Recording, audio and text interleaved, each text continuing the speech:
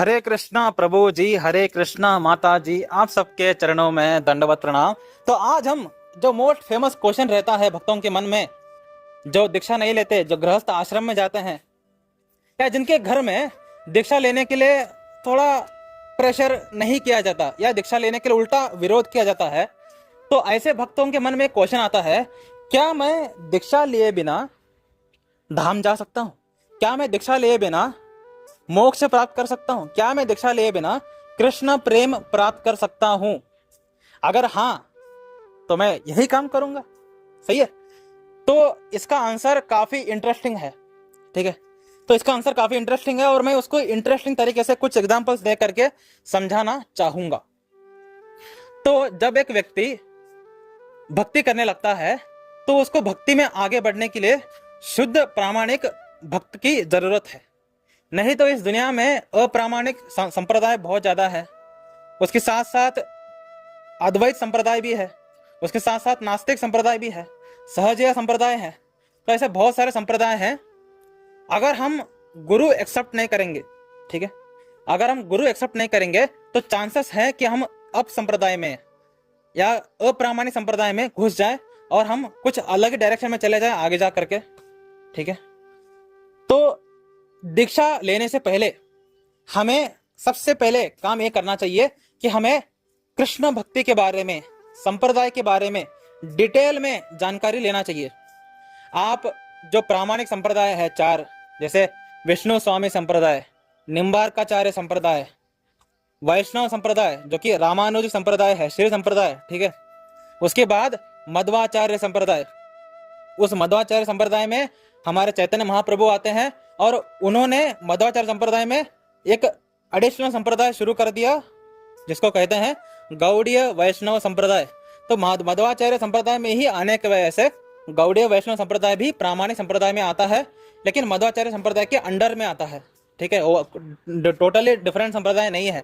तो चार संप्रदाय ही प्रामाणिक है।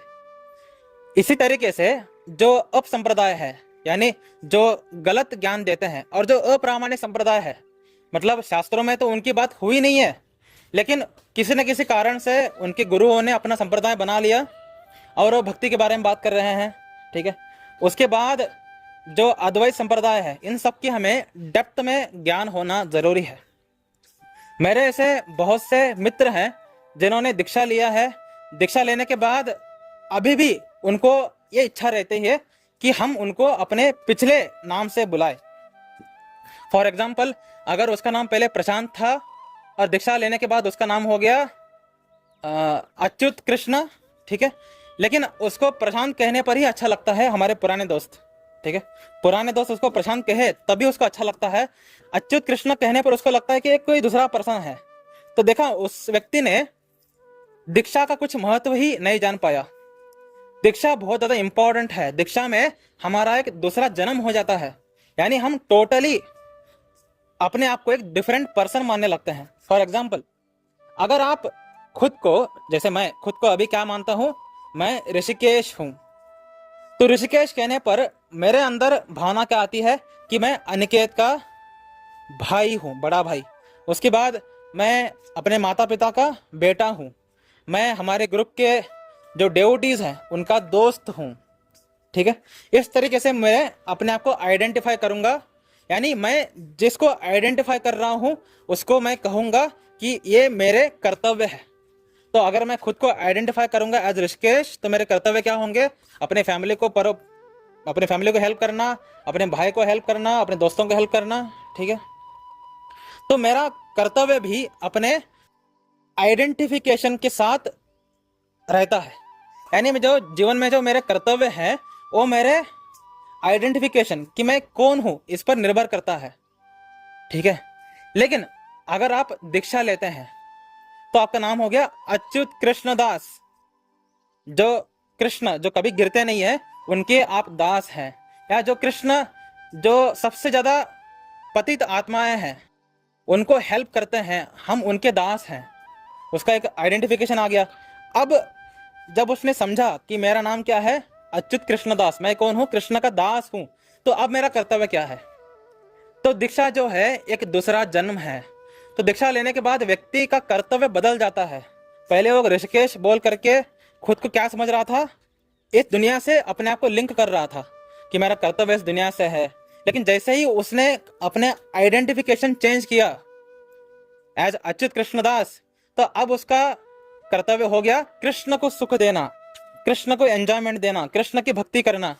ठीक है, तो दीक्षा जो है हमारी भक्ति को स्पीड अप कर देती है। यानी जब तक मैं खुद को जब तक मैं खुद को ऋषिकेश समझूंगा तो मैं मिथ्या अहंकार में हूं, क्योंकि मैं ऋषिकेश नहीं हूं, मैं ऋषिकेश के शरीर में हूं। यानी मैं कौन हूं? आत्मा। ठीक है, लेकिन जो गुरु है वो कृष्ण से और हमारा संबंध धाम में क्या था उसके अकॉर्डिंग हमें नाम देते हैं। अगर आप एक प्रामाणिक संप्रदाय में जाएंगे तो धाम में हमारा संबंध क्या था कि गुरु दिव्य ज्ञान जानते हैं भाई, गुरु हम हमारे सब कुछ जानते हैं। ठीक है, तो गुरु हमारे धाम में जो हमारे आइडेंटिफाई किया, हमारे धाम में हमारा पोजीशन, हमारे धाम में हमारा जो कुछ भी हमारे बातें हो रहे थे उन सबको जान करके गुरु हमें नाम देते हैं। तो हम गुरु को कभी नाम सजेस्ट भी नहीं कर सकते कि गुरु जी मुझे अमोघ लीला नाम बहुत पसंद है, क्या आप मुझे अमोघ लीला नाम देंगे? गुरु बोलेंगे क्यों भाई, तुम्हारे स्वभाव, तुम्हारा धाम में क्या रोल था और कृष्ण की इच्छा सब कुछ मिक्स हो करके तुम्हें नाम दिया जाता है। ठीक है, तो दीक्षा लेना एक बहुत ही जबरदस्त प्रोसेस है जिससे हमारा मिथ्या अहंकार खत्म हो जाता है, क्योंकि आपने अब दूसरा जन्म ले चुके हैं। ठीक है, अब आपका दूसरा जन्म हो चुका है तो आपका अब मिथ्या अहंकार खत्म हो गया। तो अगर आप अपना मिथ्या अहंकार को खत्म करना चाहते हैं तो आपको दीक्षा लेना चाहिए। ठीक है, तो गुरु के साथ रहने के क्या फायदे हैं? अगर आपने दीक्षा ले लिया और एक व्यक्ति दीक्षा नहीं लिया, ठीक है, एक व्यक्ति ने दीक्षा ले चुके हैं और एक व्यक्ति ने दीक्षा नहीं लिया है, तो दीक्षा जिसने नहीं लिया है वो हमेशा भक्तों से दूर रहेगा, क्योंकि वो खुद को आइडेंटिफाई कर रहा है ऋषिकेश के रूप में। उसके कर्तव्य क्या है? ऑफिस को जाना, अपने बॉस को हेल्प करना, उसको अपना बिजनेस ग्रो करने में, है ना, उसका मेन कर्तव्य वो है। तो अपना वो मेजर समय जो है वो भक्ति कार्य में नहीं देगा, संसारिक कार्य में देगा। लेकिन जैसे ही आप दीक्षा लेते हैं आपको आश्रम में रहने की जरूरत नहीं है। ओके, मैं फुल टाइम ब्रह्मचारी बनने की बात नहीं कर रहा हूं, मैं कह रहा हूं दीक्षा लेने की। तो अगर आप केवल दीक्षा लेते हैं गुरु से और आप दीक्षा लेने के बाद आपका दूसरा जन्म हो जाता है और आप खुद को अच्युत कृष्ण दास कह रहे हैं, तो अब आप जब भी कर्तव्य करोगे भौतिक दुनिया में आप उस मूड के साथ करोगे कि मैं कृष्ण का दास हूं, तो मेरा बस कर्तव्य है इसको जल्दी जल्दी निपटा करके मैं फिर से अपना भक्ति करना शुरू कर दूंगा। यानी अपना मिथ्या अहंकार को काट करके भक्ति में फास्टली ग्रो करने के लिए दीक्षा बहुत ज्यादा हेल्प करती है। और दीक्षा में एक गलत मिसकंसेप्शन जो लोग पालते हैं, जो दीक्षा अभी तक नहीं लिए या हमारे माता पिता जो पालते हैं, उनको लगता है कि अगर पुत्र दीक्षा ले लिया तो ये इस्कॉन में कैद हो जाएगा, या जो प्रामाणिक संप्रदाय है उसमें कैद हो जाएगा, आश्रम में भीख मांगते घूमेगा, ऐसे बोलते हैं। ठीक है, एक्चुअली कौन सा भक्त भीख मांगता है? उल्टा भक्त घर घर जा करके उनका उद्धार करता है। लेकिन कोई बात नहीं। तो हमारे जो अज्ञानी माता पिता हैं, अज्ञानी जो लोग हैं, वो दीक्षा को क्या समझते हैं कि दीक्षा का मतलब क्या है? आश्रम में फुल टाइम उनका नौकर बन करके रहना। लेकिन उनको कोई समझाओ दीक्षा का मतलब क्या है? खुद को एक गुरु के सरेंडर करना, गुरु के सामने, और उनकी इंस्ट्रक्शन के अकॉर्डिंग जीना। ठीक है, उससे क्या होता है कि हम भक्ति में स्पीडली ग्रो करते हैं, बहुत फास्ट ग्रो करते हैं। तो अगर आप दीक्षा लेते हैं कोई महापुरुष से, या जो शुद्ध आत्मा है, शुद्ध भक्त है, उनसे दीक्षा लेते हैं, महाभागवत भक्त से दीक्षा लेते हैं, तो उसके बाद आपका भक्ति प्रोग्रेस जो है वो बहुत स्पीड अप हो जाता है। लेकिन अगर आप दीक्षा नहीं लोगे तो आपका मिथ्या अहंकार ही आपको आगे बढ़ने नहीं देगा। ठीक है, तो अब फिर से क्वेश्चन आता है, क्या कोई बिना दीक्षा के भक्ति को हासिल किया है? क्या कोई बिना दीक्षा के वैकुंठ धाम हासिल किया है? क्या कोई बिना दीक्षा के मोक्ष हासिल किया है? हाँ, डेफिनेटली बहुत से लोगों ने किया है। लेकिन उनके भक्ति को देख करके भगवान ने कृपा से उनको सिद्ध कर दिया। जैसे हमारे भगवान के लीलाओं में हम देखते हैं, ठीक है, भगवान ने जिन लोगों को सुदर्शन चक्र से काट दिया वो बिना दीक्षा लिए ही मोक्ष प्राप्त कर लिए। यानी कृपा सिद्धि से, यानी कृपा से वो सिद्ध हो गए। ठीक है, तो जिनको भगवान ने मारा वो बिना दीक्षा लिए मोक्ष प्राप्त कर लिए। जो भगवान की लीला में थे जितने लोग, वो लोग बिना दीक्षा लिए केवल भगवान को निहारते थे, भगवान की सेवा करते थे। ठीक है, वो केवल भगवान को निहारते, सेवा करते, उनसे ही वो धाम प्राप्त कर लिए। यानी अगर हमारे सामने भगवान है, तो हमारे सामने अगर भगवान है तो भगवान हमें कृपा से सिद्ध कर देंगे। लेकिन अगर हमारे सामने भगवान नहीं है, तो अब आपको सही रास्ता दिखाने वाला कौन है बताइए। अगर हमारे सामने भगवान नहीं है लीला करते हुए, तो अब हमें सही रास्ता दिखाने वाला कौन है? गुरु। ठीक है, तो हमें एक शुद्ध भक्त, महाभागवत भक्त जो एक प्रामाणिक संप्रदाय में आता है, ऐसे गुरु की सर्च करनी चाहिए। ठीक है, तो दीक्षा लेने से पहले मैं आपको एक कुछ टिप्स देना चाहूंगा कि आपको दीक्षा लेना है या नहीं, आप खुद डिसाइड करोगे अगर आप उन टिप्स के ऊपर काम करेंगे तो। ठीक है, तो पहला काम आपको करना है, जितने भी प्रामाणिक संप्रदाय है उनका ज्ञान लीजिए, और जितने अप्रामाणिक संप्रदाय है उनका भी ज्ञान लीजिए, अद्वैतवाद का ज्ञान लीजिए। तो अपना मेजर समय जो है वो जानकारी लेने में लगाइए। ठीक है, 1 साल 2 साल जितना हो सके उतना समय जानकारी लेने में लगाइए कि भक्ति क्या है, कृष्ण भक्ति क्या है, राम भक्ति क्या है, वैष्णव भक्ति क्या है, प्रामाणिक संप्रदाय कौन से हैं, अप्रामाणिक संप्रदाय कौन सा है, एक प्रामाणिक संप्रदाय को प्रामाणिक संप्रदाय क्यों कहा जाता है, एक अप्रामाणिक संप्रदाय को अप्रामाणिक संप्रदाय क्यों कहा जाता है, अद्वैतवाद क्या है, निराकारवाद क्या है, सब ज्ञान लो। पहला अपना मेजर टाइम जो है वो ज्ञान प्राप्त करने में लगाइए। ठीक है, और जब आपको समझ में आए कि कौन सा संप्रदाय सही है, तो आप 4 संप्रदाय में ही अपने आप को देखोगे। ठीक है, 4 संप्रदाय आपके सामने खुलेंगे। तो 4 प्रामाणिक संप्रदाय कौन कौन से हैं, जैसे मैंने अभी पहले ही कहा है, मध्वाचार्य संप्रदाय, रामानुजाचार्य संप्रदाय, निम्बार्काचार्य संप्रदाय, विष्णु स्वामी संप्रदाय। तो ये 4 संप्रदाय आपके सामने खुलेंगे। उसमें से आपके घर के नियर बाय जो टेम्पल है उनके यहाँ जाना नहीं है। ठीक है, सबसे बड़ी गलती हर एक व्यक्ति यही करता है कि इजीली कौन सा गुरु हमें दीक्षा देता है उनके पास जाते हैं। 80-70% जितने भी डेवोटीज हैं वो किसी ना किसी संप्रदाय से इसलिए जुड़ना चाहते हैं क्योंकि वो इजीली दीक्षा दे देते हैं। हमें कभी भी ये काम नहीं करना चाहिए। ठीक है, क्योंकि ये काम करने से गुरु के प्रति हम निष्ठावान नहीं होते, हम गुरु को छोड़ भी सकते हैं। ठीक है, और हम गुरु के प्रति अपराध कर सकते हैं। तो ये कभी भी ये काम हमें करना नहीं है कि जो इजीली दीक्षा दे दे उनसे हम दीक्षा ले लेंगे। ये हलगर्जीपना कभी मत करो। ठीक है, हमेशा जानकारी लो, यूट्यूब से जानकारी लो और हर एक संप्रदाय को डीपली जानने की कोशिश करो। जैसे मुझे पहली बार इस्कॉन संप्रदाय मिला, इस्कॉन मिला गौड़ीय वैष्णव संप्रदाय, और मैंने जानना शुरू कर दिया इस्कॉन के फाउंडर आचार्य के बारे में कि इस्कॉन कैसे बना, इस्कॉन के गुरु परंपरा क्या है। तो मुझे इस्कॉन इतना अच्छा लग गया कि मुझे दूसरे प्रामाणिक संप्रदाय के बारे में जानकारी लेने की जरूरत नहीं पड़ी, क्योंकि मुझे अब पता चल चुका है कि अगर मैं फ्यूचर में दीक्षा लूंगा तो इस्कॉन के किसी सन्यासी गुरु से, और किन से लेना है वो भी मुझे पता है। ठीक है, तो एक गुरु से हमारा प्रेम होना शुरू हो चुका है और उनसे ही हम दीक्षा लेंगे। अभी वो गुरु सन्यासी नहीं है तो हम उनका सन्यास लेने के खुद वेट कर रहे हैं ताकि हम उनका दीक्षा ले ले। ठीक है, तो मैं अमोघ लीला प्रभु जी की बात कर रहा हूँ। ठीक है सस्पेंस बिल्ड करने की जरूरत नहीं है। तो मैं अमोघ लीला प्रभु जी की बात कर रहा हूँ। जैसे ही अमोघ लीला प्रभु सन्यास आश्रम ग्रहण करेंगे और दीक्षा देने के लायक बनेंगे, ठीक है, गुरु कृपा से, कृष्ण कृपा से, तब हम उनसे ही दीक्षा लेंगे, चाहे हमको कितना भी समय देना पड़े।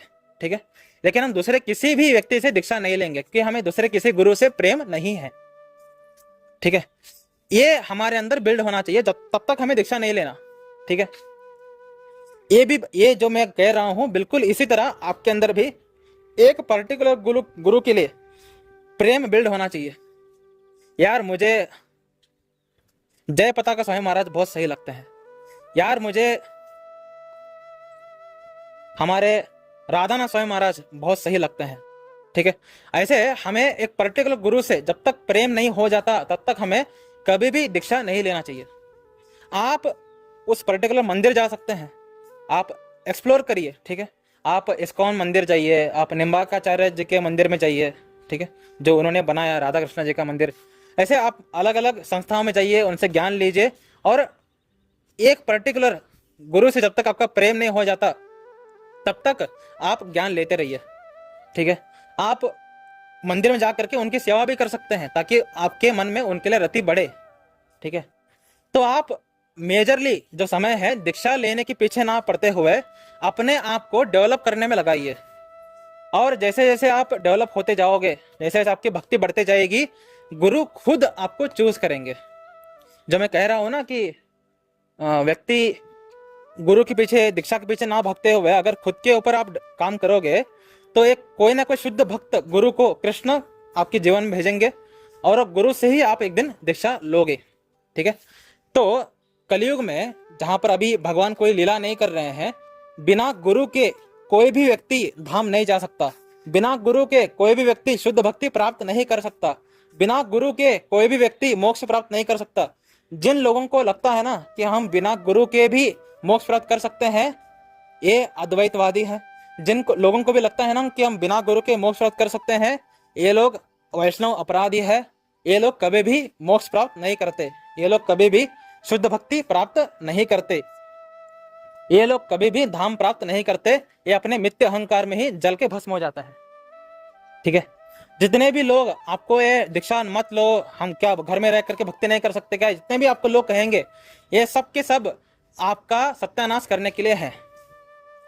जितने भी लोग आपको कहेंगे कि बिना दीक्षा लिए, बिना गुरु से नॉलेज लिए हम भक्ति कर सकते हैं, हम धाम प्राप्त कर सकते हैं, ये सब केवल और केवल आपका बेड़ा गर्क करने के लिए ही बोल रहे हैं। ये सब माया के एजेंट्स हैं, क्लियर कट। देखो, जो कली है, जो कलयुग है, जो कली है, उसको कोई चिंदी राक्षस समझने की जरूरत नहीं है। ठीक है, कली को सारे के सारे वेद पता है, कली को इस दुनिया का सारा नॉलेज पता है, कली को बहुत होशियार है कली। ठीक है, कली हर एक के मन में है, हर एक के मन में होने की वजह से कली फुल ट्राई करेगा आप गुरु से ना मिलो, आप भक्ति ना करो और आप अधर्म में लगो। ठीक है, ऐसे वक्त में हमें ऐसे कली से प्रभावित लोग जो गुरु से मिलने के लिए मना करते हैं, जो शुद्ध भक्ति पालन करने के लिए मना करते हैं, जो दीक्षा लेने के लिए मना करते हैं, ऐसे लोगों से कभी भी नॉलेज नहीं लेना चाहिए और इनको इग्नोर करना चाहिए। ठीक है, इनसे हेट मत करो, क्योंकि कली की वजह से ये लोग ऐसा कह रहे हैं, इनका मन में कुछ नहीं है। ठीक है, तो इनको हेट मत करो, इनसे बस इग्नोर करो। लेकिन एक बात गारंटी है, बिना गुरु के आप जीवन में कभी सच्चे भक्ति को जान नहीं सकते। बिना गुरु के आप जीवन में कभी मोक्ष प्राप्त करने का सही मार्ग जान नहीं सकते। आप बिना गुरु के कभी भी कृष्ण कृपा प्राप्त नहीं कर सकते। ठीक है, अगर आप गुरु के सानिध्य में रहो, गुरु के इंस्ट्रक्शन को फॉलो करते रहो, और कुछ ऐसा हो जाए कि आप उनसे दीक्षा ही नहीं ले पाए, जिनसे आप दीक्षा लेना चाहते थे वो गुरु शरीर छोड़ दिए, और किसी दूसरे गुरु से आपके अंदर कुछ भी प्रेम नहीं है, तो आप क्या हो गए? तो आप क्या हो गए? अनाथ हो गए। ऐसे वक्त में हमें अपने शिक्षा गुरु से नॉलेज लेना चाहिए। जैसे अभी हमारे अमोघ लीला प्रभु जी भी, ठीक है, उनके दीक्षा गुरु अब वो नहीं रहे, अब वो धाम जा चुके हैं। तो अब अमोघ लीला प्रभु अपने शिक्षा गुरु से नॉलेज ले रहे हैं आगे बढ़ने के लिए। यानी बात यह है कि हम दीक्षा ले या दीक्षा ना ले, हमारे जीवन में शिक्षा गुरु होना चाहिए। अगर हमारे जीवन में शिक्षा गुरु है तो शिक्षा गुरु से शिक्षा लेते हुए, उनके इंस्ट्रक्शन को फॉलो करते हुए हम स्पिरिचुअल परफेक्शन को प्राप्त करेंगे। दीक्षा केवल और केवल एक फॉर्मेलिटी हो जाना चाहिए हमें, कि हम दीक्षा लेने से पहले ही इतने तगड़े हो गए, दीक्षा लेने से पहले ही हम भक्ति में इतना ताकतवर हो गए थे, दीक्षा के वक्त हमें गूज़बम्स आए, एक्सटेसी हुआ, ठीक है, लेकिन दीक्षा हमें बिल्कुल एक फॉर्मेलिटी की तरह होना चाहिए।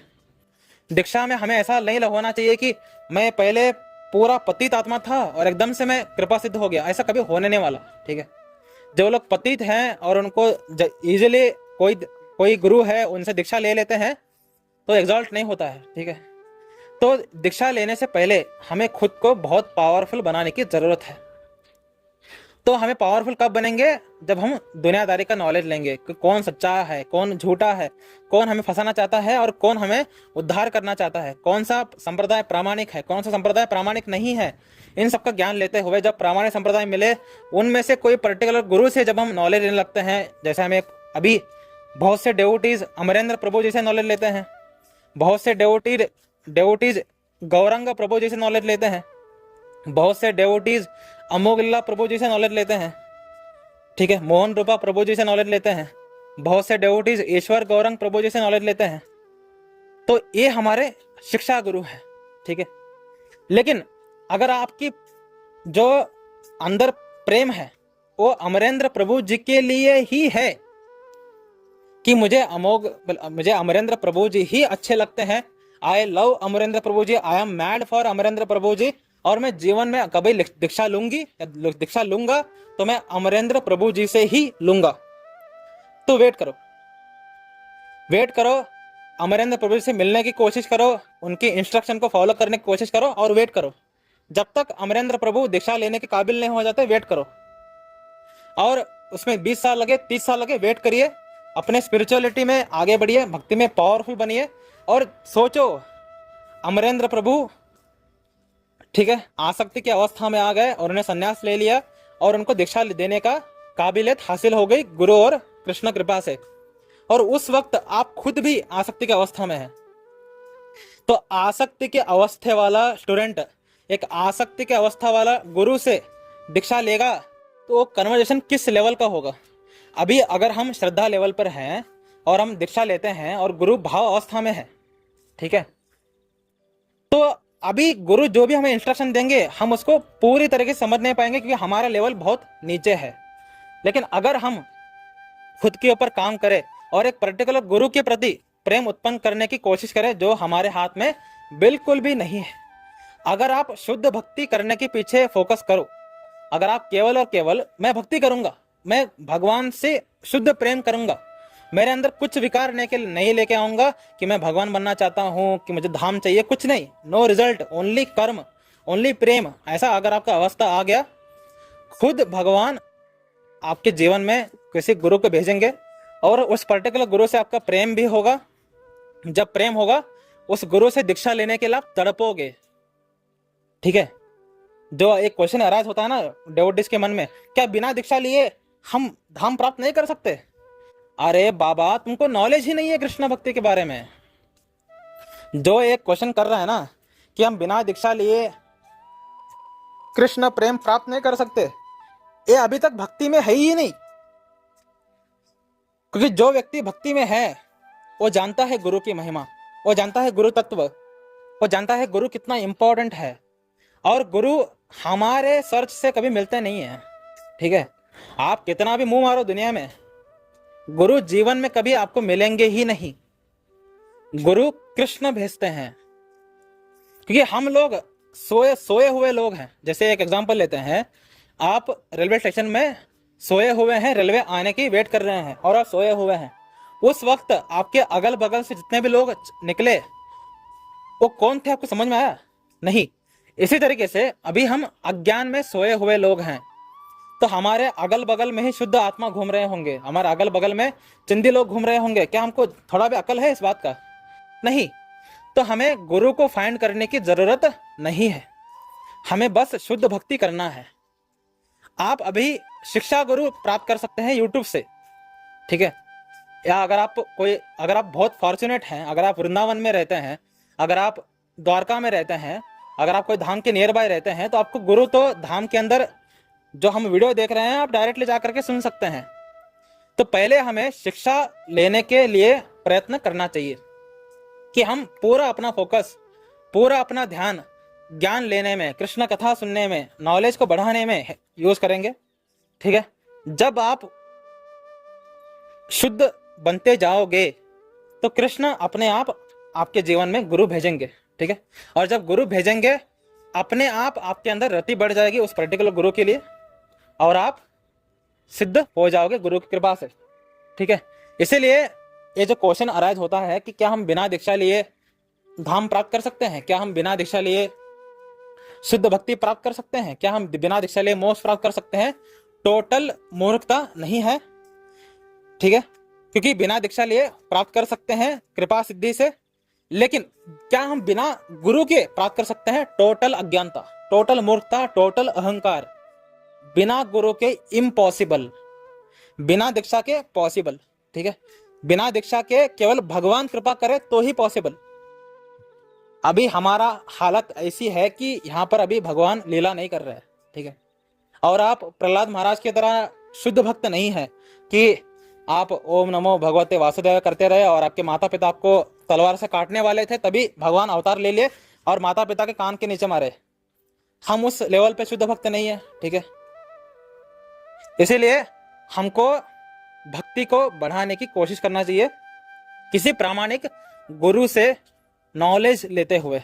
यूट्यूब पे जितने भी प्रामाणिक गुरु हैं उनसे ज्ञान लीजिए, आगे बढ़ते रहिए, भक्ति करते रहिए। जैसे जैसे आप पावरफुल बनते जाओगे अपने आप आपके जीवन में कोई गुरु आएगा और उसके बाद आपको दीक्षा लेना है या नहीं किसी को बताने की जरूरत नहीं है, क्योंकि आपके मन में तड़प उठ जाएगी दीक्षा लेने के लिए।